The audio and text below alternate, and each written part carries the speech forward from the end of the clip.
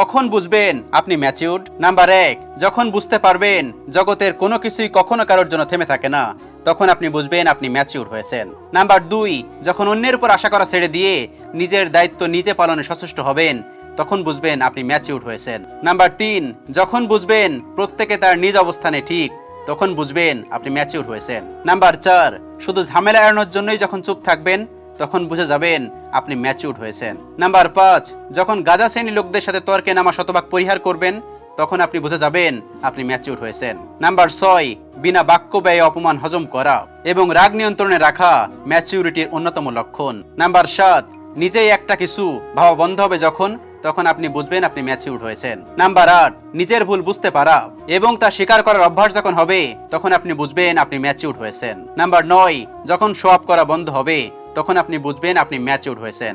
number 10, যখন বুঝে যাবেন নিজের সমস্যা অন্য